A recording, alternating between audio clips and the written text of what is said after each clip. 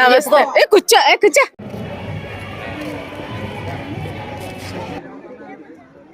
జన సైనికులు వీర మహిళలు కలిపి ఈ గ్రామంలో ఉన్నటువంటి అందరి ప్రజలను కూడా కలుపుకుని అన్ని వర్గాల వారిని ఈ రకమైనటువంటి పోటీలు నిర్వహిస్తున్నారని ఇప్పుడే చెప్పారు.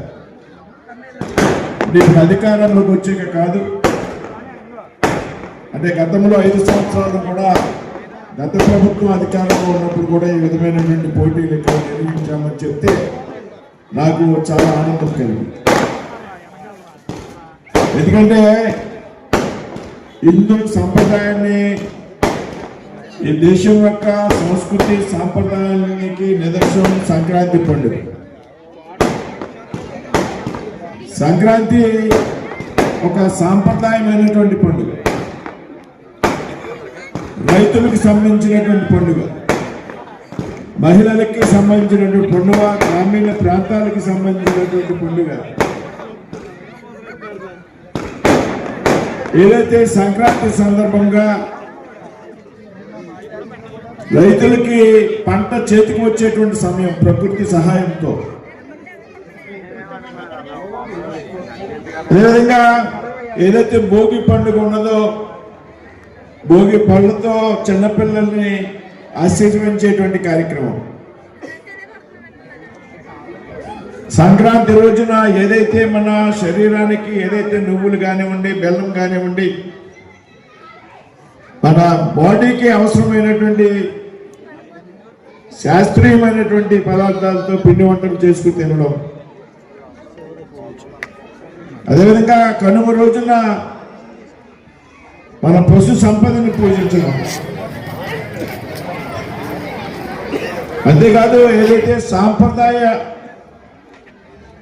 బద్ధమైనటువంటి అన్ని కార్యక్రమాలు పెద్ద ఎత్తున గ్రామాల్లో పెద్ద ఎత్తున గ్రామీణ ఉత్సవాలను నిర్వహించడం, పెద్ద ఎత్తున క్రీడా పోటీలను, అది వాలీబాల్ కానివ్వండి, కబడ్డీ కానివ్వండి, క్రికెట్ పోటీలు కానివ్వండి, పెద్ద ఎత్తున క్రీడా పోటీలు నిర్వహించడం, పెద్ద ఎత్తున ఏదైతే హరిదాసు తిరగడం, ముఖ్యంగా ముగ్గుల పోటీలు, రంగోలీ అంటాం మనం, రంగవల్లితో ముగ్గుల పోటీలు. అంటే సంక్రాంతి ముగ్గులు వేరు, మామూలుగా మనం రెగ్యులర్గా పెట్టుకునేటువంటి ముగ్గులు వేరు, మనందరూ కూడా తెలుసు. సంక్రాంతికి నెల రోజుల ముందే ఆవు పేడ కలిపినటువంటి నీళ్లతో చిలకరించి మన గుమ్మం ముందు మనం వేసేటువంటి సంక్రాంతి ముగ్గులు ఏదైతున్నాయో వాటికి ఒక ప్రత్యేకత ఉన్నది. ఆ రకమైనటువంటి ముగ్గుల పోటీల్ని రంగులు అలంకరించడం ద్వారా రంగోలీ అంటాం. ఈ విధంగా పెద్ద ఎత్తున 7 సంవత్సరాలు దారి పొడుక్కు కూడా చూస్తూ వచ్చి ఆశ్చర్యం వేస్తున్నారు. ఎంత పెద్ద ఎత్తున ముగ్గురు పోటీలు నిర్వహించడం, వారందరికీ కూడా బహుమతులు ఇవ్వడం అనేటువంటి విషయం. మొదటి ప్రైజ్ వచ్చినటువంటి ముగ్గురు నాకు చూపెట్టారు. దాదాపు అక్కడ 365 చుక్కలు అని రాసి ఉంది. అదేవిధంగా రెండవ బహుమతిగా బాగున్నాయి అనేటువంటి ముగ్గుల్ని కొన్ని వాటిని నేను చూడడం జరిగింది. ఇవాళ జనరేషన్ ఏదైతే ఉన్నారో పిల్లలు, పెద్దలంతా ఉన్నారు, ఇక్కడ పిల్లలు కూడా ఉన్నారు. ఇంటి ముందు కల్లాపు చల్లి ముగ్గు వేయాలి అనేటువంటి విషయం తెలియనటువంటి పిల్లలు చాలా మంది ఉన్నారు ఈ రోజుల్లో. దాంట్లో కూడా సైన్స్ ఉంది. ఆవు పేడతో కల్లాపు వేయడం వల్ల అక్కడ ఉన్నటువంటి క్రిములు కొన్ని నశించిపోయేటువంటి అవకాశం ఉంది.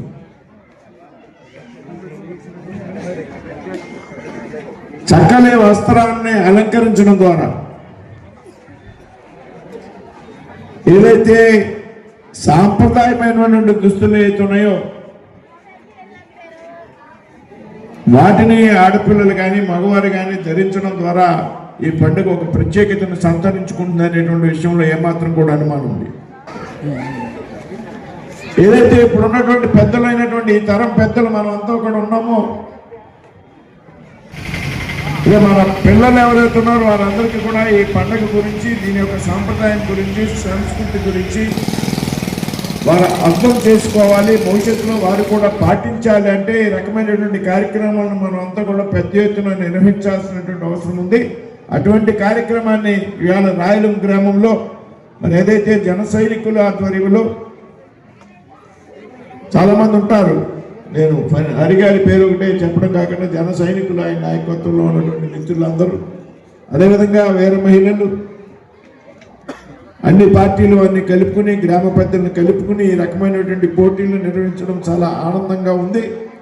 రాబోయేటువంటి ముఖ్యంగా రైతులకు ఇది పండుగ.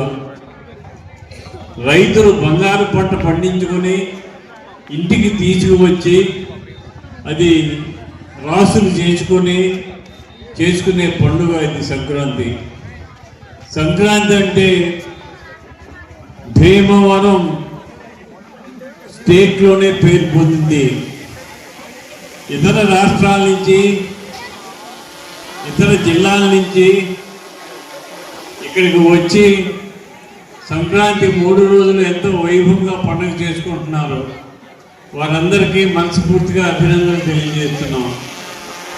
ఈరోజు రాయలు యువత హరివర్ధన్ నాయకత్వంలో బ్రహ్మాండమైన ఏర్పాట్లు చేసి ముగ్గుల పోటీల్లో పాల్గొనే వారందరికీ అవకాశం ఇచ్చి 3 రోజుల నుంచి వాళ్ళకి ఈ కార్యక్రమం చేయడానికి సహకరించి కనుల విందుగా ముగ్గుల పోటీలు చేయడం చూస్తే చాలా సంతోషంగా ఉంది.